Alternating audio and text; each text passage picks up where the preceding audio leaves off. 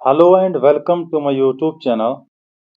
In this video, we are going to discuss the first lesson of your English textbook, that is footprints without feet. Without wasting your time, let us start. Footprints without feet. तो सबसे पहले हम जानेंगे footprints without feet का मतलब। Footprints without feet का मतलब है पैरों के बगैर पैरों के निशान। क्या यह मुमकिन है कि पैरों के बगैर पैरों के निशान लग सकते हैं? जी, ऐसा तो मुमकिन नहीं है, लेकिन आपकी इस पहली लेसन में ऐसा मुमकिन कर दिखाया है एक साइंटिस्ट ने।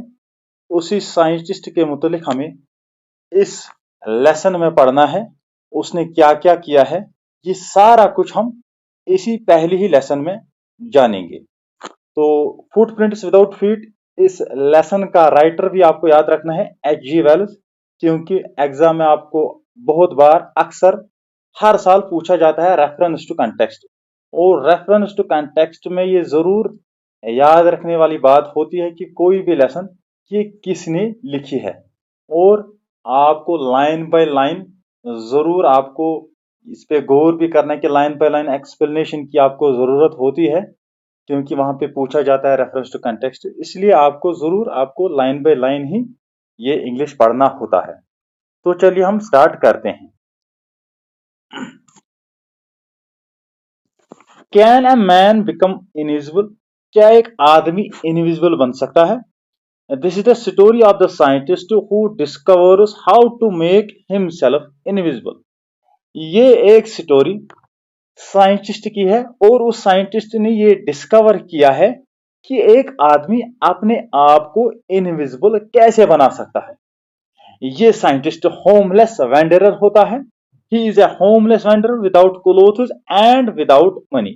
ये साइंटिस्ट एक होमलेस वेंडरर होता है, पैसों के बगैर और कपड़ों के बगैर। Does he work in his laboratory? क्या वो अपनी लेबोरेटरी में काम करता है?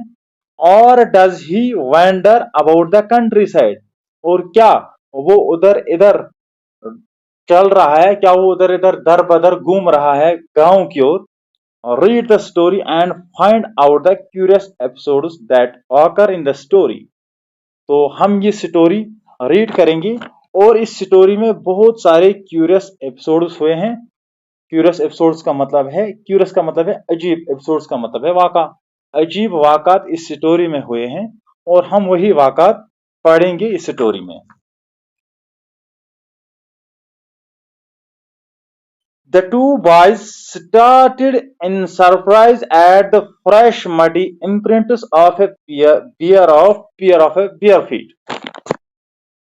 Started का मतलब है चौंक उठना, यानी दो लड़के कीचड़ से भरे दो नंगे पैरों के निशानों को देखकर हैरानी में चौंक उठे। What was barefooted man doing on the steps of house in the middle of London, and where was the man?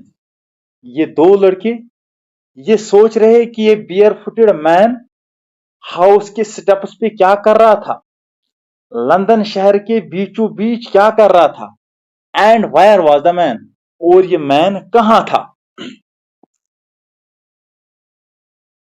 As they gazed a remarkable sight met their eyes.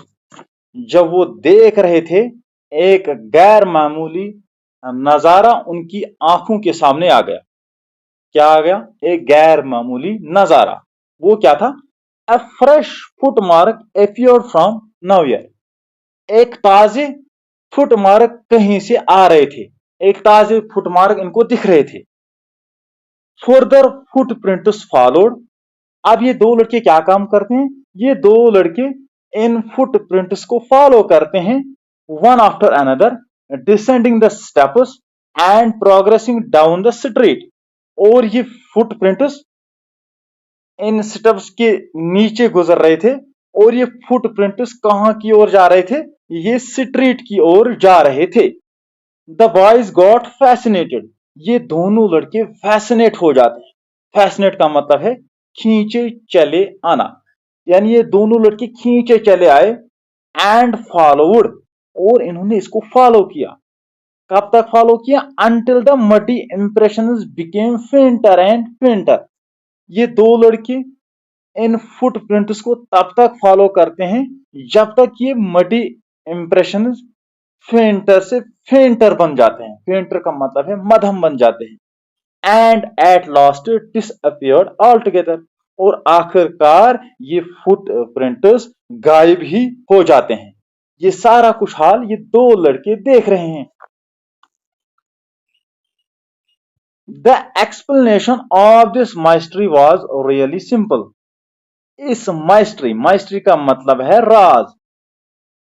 इस राज की एक्सप्लेनेशन काफी आसान थी, सिंपल थी।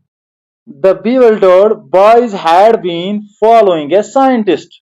ये bewildered boys थे, bewildered boys का मतलब है कि confused, baffled, totally baffled boys, confused ये जो दो लड़के थे, ये एक दरअसल साइंटिस्ट को फॉलो करते थे who had just discovered how to make the human body transparent.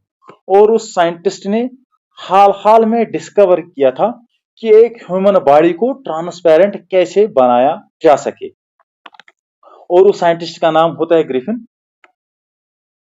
Griffin, the scientist, had carried out experiment after experiment to prove that the human body could become invisible. और जो scientist Griffin होते हैं, इन्होंने experiment पे experiment किया हुआ होता है जिसे ये साबित हो सके कि एक ह्यूमन बॉडी को इनविजिबल कैसे बनाया जा सके। Finally he swallowed a certain rare drug. आखिरकार ये साइंटिस्ट एक नायाब ड्रग स्वेलो करते हैं। And his body became as transparent as sheet of glass, और उसकी बॉडी ट्रांसपेरेंट बन जाती है एक शीट ऑफ गिलास की तरह। Though it remained as solid as glass, अगरचे ये सॉलिड रही है इसकी बॉडी गिलास की तरह। सॉलिड का मतलब है ठोस। ब्रिलियंट साइंटिस्ट दो ही बाज। अगरचे ग्रिफिन एक ब्रिलियंट साइंटिस्ट था, Griffin was rather A lawless person. Brilliant scientist के साथ साथ ये एक लॉलेस पर्सन भी था, यानी ये एक छोटे मोटे गैर कानूनी काम भी कर लिया करता था। His landlord disliked and tried to eject him. उसका लैंडलॉर्ड का मतलब है मकान मालिक। मकान मालिक को ग्रिफिन बिल्कुल भी पसंद नहीं थे। And tried to eject him, और वो कोशिश करते थे कि इसको इजेक्ट करे। इजेक्ट का मतलब है बाहर निकालना। In revenge Griffin set fire to the house, और बदले में ग्रिफिन इसके मकान को आग लगाते हैं। To get away without being seen he had to remove his clothes, और ग्रिफिन वहां से निकलने की कोशिश कर रहा था कि मैं यहां से निकलूं, लेकिन कोई मुझे देख ना पाए, इसलिए उसको अपने क्लोथ्स रिमूव करने थे। Thus it was that he became a homeless wanderer without clothes, without money, and quite invisible until he happened to step in some mud and left footprints as he walked. और ऐसे में जब इसने कोशिश की कि मुझे कोई देख ना पाए, और ये वहां से निकलता है, निकलने के लिए उसे अपने सारे कपड़े रिमूव करने थे, और इससे ये होमलेस वेंडरर बन जाता है, विदाउट क्लोथ्स, विदाउट मनी, और इनविजिबल भी बन जाता है। और फिर ये इन लड़कों के बीच में गुजरता है। इसके बाद क्या होता है? He escaped easily through enough from the boys who followed his footprints in the London. यानी ये ग्रिफिन इन बॉयज के बीच में आराम से गुजर जाते हैं जो बॉयज इसके फुटप्रिंट्स को फॉलो करते थे लंदन में। और ये साइंटिस्ट वहीं से गुजर रहे थे, ये इनविजिबल थे, इनको दिखाई नहीं दे रहे थे। But his adventures were by no means over, लेकिन उसके कारनामे अभी खत्म नहीं हुए थे। He had chosen a bad time of the year to wander about the London without clothes.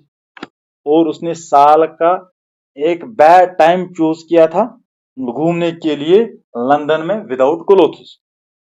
It was a mid winter, ये मिड विंटर होता है।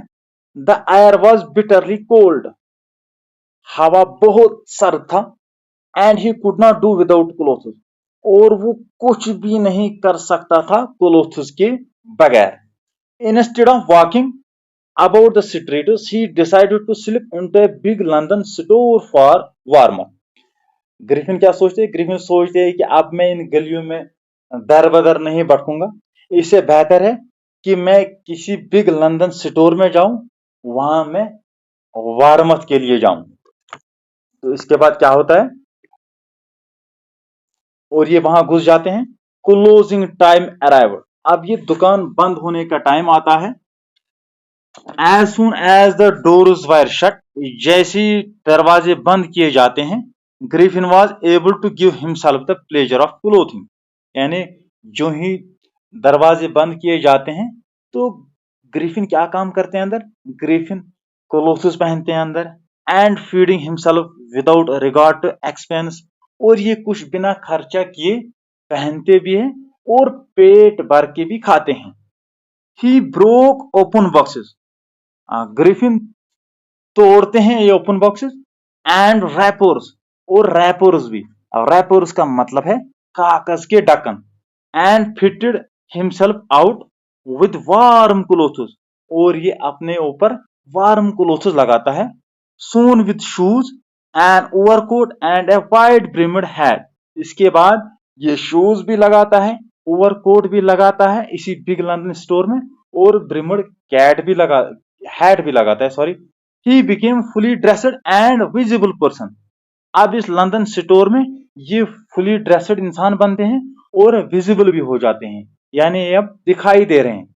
इन the kitchen of the restaurant, restaurant की किचन में इन्हें कोल्ड मीट भी मिलता है, cold meat and coffee, और कॉफी भी मिलती है। इसके बाद and he followed up the meal with sweets and wine taken from the grocery store, इसके बाद ये स्वीट्स खाते हैं और कुछ शराब भी पीते हैं ग्रोसरी स्टोर से। Finally he settled down to sleep on a pile of quilts, आखिरकार ये लेट जाते हैं रजाइयों के ढेर पे। If only Griffin had managed to wake up in a good time, all might have been well, अगर ग्रिफिन सही वक्त पे जाग जाते तो सारा कुछ ठीक हो जाता। As it was, he did not wake up until the assistants already arrived next morning. और ये वक्त पे जाग नहीं पाते हैं, और इसका रिजल्ट ये होता है कि ये जो असिस्टेंट्स होते हैं ये नेक्स्ट मॉर्निंग अराइव कर जाते हैं वहां, यानी असिस्टेंट्स, इस बिग लंदन स्टोर के असिस्टेंट्स वहां पहुंच जाते हैं। When he saw a couple of them, जब ये कहीं को देखते हैं अप्रोच करते हुए, इसकी तरफ आते हुए, he panicked, ग्रिफिन घबरा जाता है। एंड began to run, और ग्रिफिन दौड़ने लगता है। They naturally began to chase him, कुदरती तौर पे वो उसके पीछे पड़ जाते हैं। In the end, आखिरकार he was able to escape, आखिरकार वो भागने में कामयाब हो जाते हैं। Only by quickly taking off his newly found clothes, कैसे भागने में कामयाब हो जाते हैं? जब इसने जो ये नए कपड़े पहने हुए होते हैं ये इन्हीं को निकालता है, तब जाके ये भागने में कामयाब हो जाते हैं। अदरवाइज ये जो असिस्टेंट्स है ये इसको पकड़ ही लेते। Soon once more he found himself invisible, और एक बार फिर ये अपने आप को इनविजिबल पाते हैं, but naked in the chill January air, invisible पाते हैं और इसके साथ साथ नेकेड भी पाया जाता है, यानी ये नंगा हो जाता है चिल जनवरी एयर में, सर्द भी बहुत होती है। This time he decided to try the stock of theatrical company, इस वक्त ग्रिफिन एक फैसला कर लेते हैं कि मैं अब जाऊंगा थिएट्रिकल कंपनी में, वहां मैं घुसूंगा। किस उम्मीद में? In the hope of finding not only clothes, इस उम्मीद में कि वहां मुझे खाली कपड़े ही नहीं मिलने वाले हैं, but also something that would hide the empty space above his shoulders, ये ग्रिफिन ये डिसाइड कर लेते हैं कि मैं अब थिएट्रिकल कंपनी में जाऊंगा, वहां मुझे खाली कपड़े ही नहीं मिलेंगे, बल्कि मुझे कोई चीज भी वहां मिलेगा जो मेरी इस एम्प्टी स्पेस जो इसके शोल्डर्स के ऊपर होता है, ये इसको छुपा सके। Shivering with cold he hurry to डेरिलेन। सर्दी से कांप रहे हुए ये दौड़ता हुआ डेरी लेन की तरफ जाते हैं। ये dairy lane centre of the theatre world होती है। इसके बाद क्या होता है? ही सून फाउंड ए सूटेबल शॉप। ये जल्दी एक मुनासिब शॉप ढूंढ लेते हैं। He made his way invisible. इसने अपना रास्ता इनविजिबल बनाया, यानी ये किसी को दिखाई नहीं दिए। अपस्टेयर्स ऊपर चढ़ते हैं। And came out a little later. इसके बाद थोड़ी देर बाद बाहर आते हैं। Wearing bandages round his forehead. और इसके सर पे बंदेज लगा हुआ होता है। डार्क गिलासेस भी लगे हुए होते हैं। फॉल्स नोज भी होती है। बिग बुश की साइड विस्कर्स, मूछे भी लगी हुई होती है उसकी। एंड ए लार्ज हैट, और बड़ी हैट भी। To escape without being seen, he carelessly attacked the shopkeeper. अब इसने सोचा कि मैं यहां से भी भागूं, कोई मुझे देख ना पाए। ये केयरलेसली अटैक करते हैं शॉपकीपर को। केयरलेसली का मतलब है बेरहमी से शॉपकीपर को पीछे से अटैक करते हैं। After which he robbed him of all the money he could find. जब इसको केयरलेसली अटैक करते हैं शॉपकीपर को पीछे से, और ये तमाम इसकी जो जितनी भी मनी होती है शॉपकीपर की, ये उसे सारी मनी छीनते हैं, लुटाते हैं सारी मनी। इसके बाद क्या होता है? Eager to get away from the crowded London, he took a train to the village of Epping, where he booked 2 rooms at a local inn. अब ग्रिफिन सोचते हैं कि इस क्राउडेड लंदन से मैं बहुत दूर जाऊं, इसके लिए ये एक ट्रेन लेते हैं। ये ट्रेन जा रही थी विलेज ऑफ एपिंग, और ये इसी ट्रेन में सवार हो जाते हैं। और फिर विलेज एपिंग पहुंचने के बाद ये वहां से 2 रूम्स बुक करते हैं एक लोकल इन में। इन का मतलब है यहाँ INN, इन का मतलब है सराय। लोकल सराय में ये 2 रूम्स बुक करते हैं। The arrival of the stranger at an inn in winter was in any case an unusual event. यानी ये एक स्ट्रेंजर भी था। अब ये ग्रिफिन ग्रिफिन चले जाते हैं विलेज ऑफ इपिंग, और विंटर में जब ये वहां पहुंचते हैं और इस सराय में जाते हैं, ये एक किस्म का एक अनयूजुअल इवेंट था। A stranger of such uncommon appearance set all the tongues wagging. वहां जितने भी लोग थे, जब इन सारे लोगों ने इसको देखा, इस स्ट्रेंजर को, तो इस स्ट्रेंजर को देखने से सारे लोगों को क्या हुआ? सारे लोगों को it set all tongues waging. All tongues waging का मतलब है सभी लोगों को कानाफूसी करने पर मजबूर कर दिया। यानी आधे लोग बाकी लोगों को बोलते थे, अरे ये स्ट्रेंजर यहाँ इस विंटर में यहाँ क्या कर रहे हैं। यानी सारे लोग आपस में कानाफूसी करने लगे। Mrs hall, the landlords wife. अब यहाँ मिसिस हॉल होती है, ये जो लैंडलॉर्ड की वाइफ होती है। लैंडलॉर्ड का मतलब है कि किरायादार, जो इसी इनका मकान मालिक होता है, उसी की wife. Made every effort to be friendly. इसने बहुत सारी कोशिश की कि मैं फ्रेंडली बनूं इस ग्रिफिन से। But Griffin had no desire to talk and told her. लेकिन ग्रिफिन को बात करने की कोई ख्वाहिश ही नहीं होते हैं, और ग्रिफिन इनसे कहते हैं, my reason for coming to Iping is a desire for solitude. Griffin को बोलते हैं कि मेरा यहाँ आना खाली और खाली सॉलिट्यूडनेस है। सॉलिट्यूडनेस का मतलब है कि अकेलापन। मैं यहाँ आया हूँ खाली अकेलेपन के लिए। I don't wish to be disturb in my work. मैं ये नहीं चाहता हूँ कि कोई मेरे काम में दखल अंदाजी करे, डिस्टर्ब करे। Beside an accident has affected my face. इसके साथ साथ एक्सीडेंट ने मेरे फेस को भी अफेक्ट किया है। आप कोई परेशानी मत उठाओ मुझे। Satisfied that her guest was an eccentric scientist, and in view of the fact that she had paid her in advance, Mrs. Hall was prepared to excuse his strange habits and irritable temper. अब ये Mrs hall क्या करती है? Mrs hall satisfy हो जाती हैं कि उसका जो ये गेस्ट है ग्रिफिन, ये एक एसेंट्रिक साइंटिस्ट होते हैं। एसेंट्रिक का मतलब है वहमी वहमी होते हैं। और साइंटिस्ट इसे एडवांस में पे देते हैं, एडवांस में इसके किराया अदा कर देता है। और मिसेस हॉल अब सोचने लगती है कि अब इसने एडवांस में ही मुझे पे किया है, अब मुझे किसी भी कोई भी बहाना जो इसका होगा, अब वो मुझे बर्दाश्त करना पड़ेगा। अगर इसकी इरिटेबल टेम्पर भी है वो भी मुझे बर्दाश्त करना पड़ेगा, क्योंकि इसने मुझे एडवांस में ही सारा पैसा दिया है। But stolen money did not last long, लेकिन जो ये चोरी के पैसे थे ये काफी देर तक नहीं रहे। And presently Griffin had to admit that he had no more ready cash. और इस ग्रिफिन को ये मानना पड़ा, ये एडमिट करना पड़ा कि मेरे पास अब रेडी कैश नहीं है। He pretended, however, that he was expecting a check to arrive at any moment। और ग्रिफिन साथ ही में ये भी प्रिटेंड करते हैं कि प्रिटेंड का मतलब है यहाँ की दिखावा करना। ग्रिफिन साथ ही में दिखावा करते हैं कि किसी भी वक्त एक चेक आ सकती है। शॉर्टली आफ्टरवर्ड्स, इसके बाद थोड़ी देर के बाद एक क्यूरियस एपिसोड आकर हो जाता है। क्यूरियस का मतलब है अजीब, एपिसोड का मतलब है वाका। एक अजीब वाका रोनुमा होता है।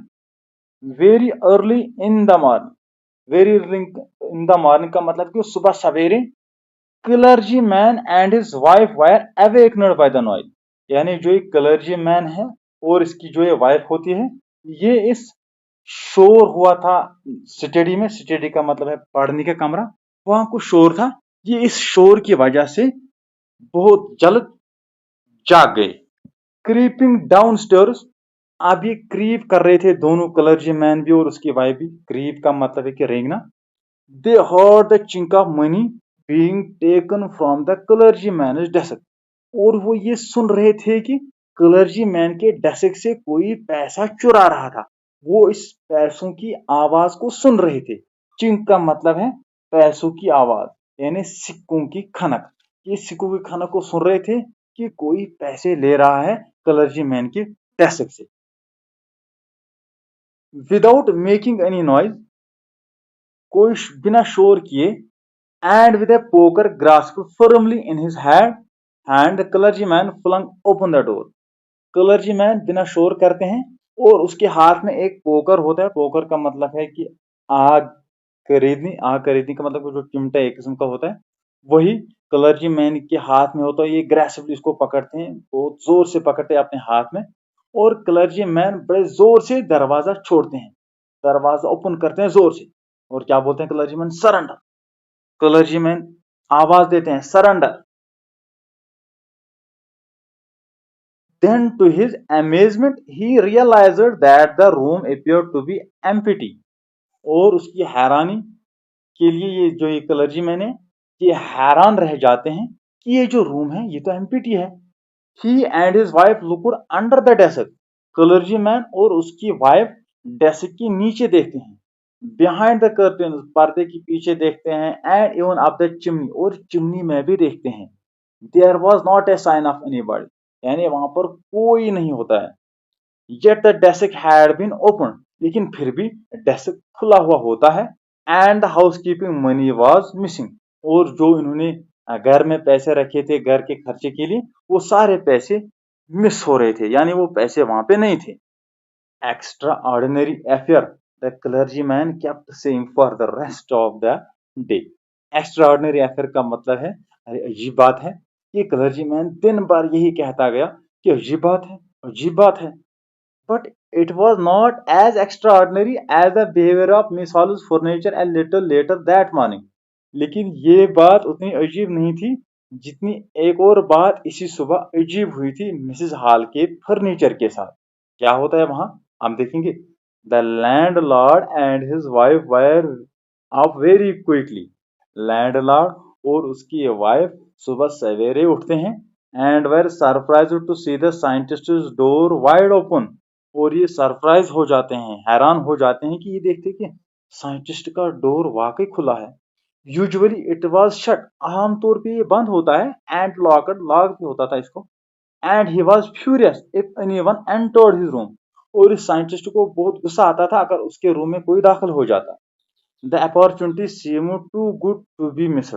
ये जो दोनों, कौन कौन, लैंडलॉर्ड और उसकी वाइफ, इन्होंने इस मौके को गनीमत जाना, ये इस मौके को गंवाना नहीं चाहते। They peeped round the door, अब इन्होंने डोर से झांकना शुरू कर दिया।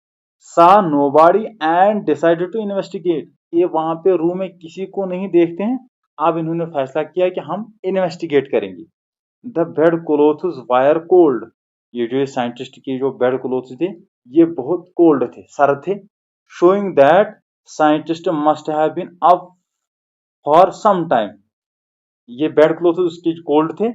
इन बेड क्लोथ से ये पता चलता था कि साइंटिस्ट बहुत पहले खड़े हुए हैं, यानी बहुत पहले ये जाग गए हैं। And stranger still the clothes and the bandages that he always wore were lying about the room, और जो ये साइंटिस्ट हमेशा वो बैंडेजेस और क्लोथ्स पहनते थे वो सब वही पे इसी रूम में थे, इसी बेड पे थे। All of a sudden, Mrs. Hall heard a sniff close to her ear. All of a sudden का मतलब है कि अचानक, अचानक ये जो मिसेस हॉल है ये एक स्निफ सुनती है। स्निफ का मतलब है नाक से सूंघने की आवाज जो होती है उसको स्निफ बोलते हैं। यानी अचानक मिसेस हॉल एक स्निफ सुनती है। ए मोमेंट लेटर, एक लम्हे के बाद, the hat on the bed post left of and dashed itself into her face. एक मोमेंट के बाद जो हैट वहां पे पड़ी हुई होती है, ये हैट ऊपर उठती है और इसके फेस से टकरा जाती है, मिसेस हॉल के फेस से। Then the bedroom chair became alive, इसके बाद जो बेडरूम की कुर्सी होती है वो भी जिंदा हो जाती है। Springing into the air it charged straight at her legs foremost, ये जो कुर्सी होती है बेडरूम में, ये कुर्सी भी अलाइव हो जाती है, हवा में उठती है और सीधे इसके टांग से टकर जाती है, मिसेस हॉल के टांग से।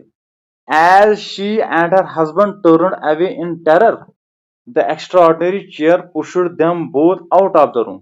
जो ही मिसेस हॉल और उसका हस्बैंड खौफ की वजह से, टेरर यहाँ पे लिखा है, टेरर का मतलब है खौफ, खौफ की वजह से ये पीछे मुड़ते हैं। ये जो एक्स्ट्रा ऑर्डिनरी चेयर होती है ये चेयर दोनों को पुश करती है, ये कुर्सी दोनों को बाहर फेंकती है। And then appear to slam and lock the door after them. इसके बाद ये दरवाजा बंद हो जाता है और इसके बाद दरवाजा लॉक भी हो जाता है। यहाँ पे एक और वर्ड आया है स्लैम। स्लैम का मतलब है धड़ाम से बंद होना, धड़ाम से बंद होना, यानी दरवाजा धड़ाम से बंद हुआ और उस दरवाजे को लॉक भी हो गया खुद ब खुद। Mrs Hall almost fell down the street in hysterics, यानी ये जो मिसेस हॉल थी ये खौफो दहशत से तकरीबन इन सीढ़ियों के नीचे गिर ही गई थी। She was convinced that the room was haunted by the spirits and that the stranger had somehow caused these to enter into her furniture. Mrs Hall को ये पूरा यकीन था कि इस कमरे में रूहें भटक रही है, इस कमरे में जो ये कमरा था इस कमरे में रूहें भटक रही है।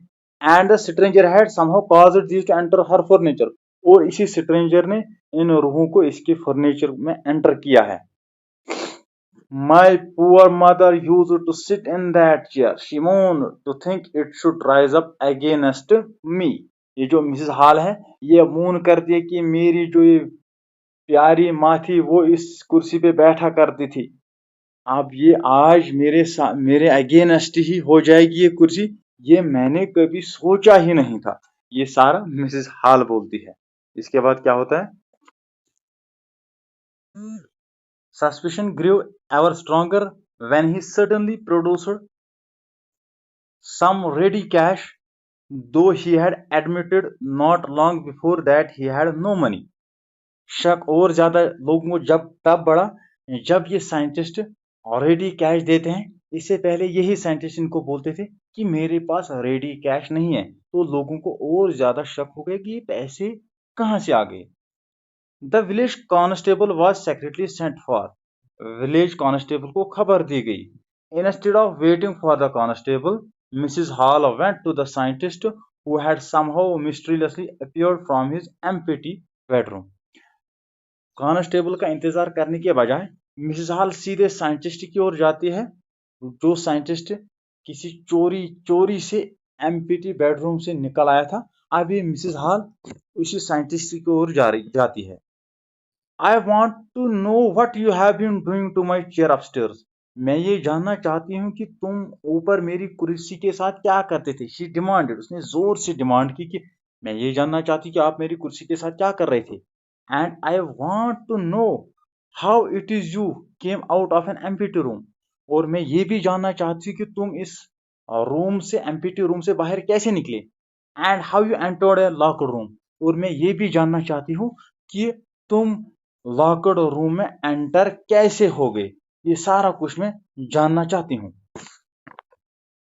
इसके बाद the scientist was always quick tempered. ये जो साइंटिस्ट है, ये साइंटिस्ट हमेशा क्विक टेम्पर्ड होते हैं, शॉर्ट टेम्पर्ड होते हैं। Now he became furious. अब इसको बहुत ज्यादा गुस्सा आता है। यू डोंट अंडरस्टैंड हु और what I am, he shouted. तो साइंटिस्ट शाउट करते हैं कि तुझे मालूम नहीं है कि मैं कौन हूँ और मैं कहाँ से आया हूँ। तुझे समझ नहीं आई, तुझे अभी तक समझ भी नहीं आया। Very well, I will show you. बहुत अच्छा, मैं आपको सिखाऊंगा। Suddenly he threw off bandages. अचानक साइंटिस्ट बंदेज थ्रिव करते हैं, विस्कर्स भी, स्पेक्टल्स भी, और एवन जो उसकी फॉलोज नोच उसको भी वहां फेंकते हैं। It took him only a minute to do this. ऐसा करने में खाली एक ही मिनट लगा साइंटिस्ट को। The horrified people in the bar found themselves staring at the headless man. जो बार में लोग थे, बार का मतलब है कि शराब खाना, जो शराब खाने में लोग थे, डरे हुए लोग थे, अब ये किसी हेडलेस मैन की तरफ देख रहे थे, क्योंकि इसके ऊपर हेड ही नहीं था। Mrs Jaffers the constable now arrived. अब कांस्टेबल भी पहुंचते हैं। And he was quite surprised. और वो बहुत सरप्राइज हो जाते हैं। सरप्राइज का मतलब है कि ये बहुत परेशान हो जाते हैं to find that he had to arrest a man without a head. ये बहुत परेशान हो जाते हैं कि बोलते हैं कि आप मुझे अरेस्ट करने एक आदमी को without head. But Jaffers was not easily prevented from doing his duty. लेकिन ये मिस्टर जैफर्स जो कांस्टेबल होते हैं, ये बहुत ईमानदार आदमी होते हैं, अपनी ड्यूटी बखूबी निभाते थे। If a magistrate warrant ordered a person arrested, then that person had to be arrested with or without head. अगर किसी मजिस्ट्रेट का हुक्मनामा किसी आदमी की गिरफ्तारी करने का था, तो उस आदमी को गिरफ्तार करना ही था, सर के साथ या सर के बिना। इसके बाद क्या होता है? There followed a remarkable scene as the policeman tried to get hold of a man who was becoming more and more invisible as he threw off one garment after another.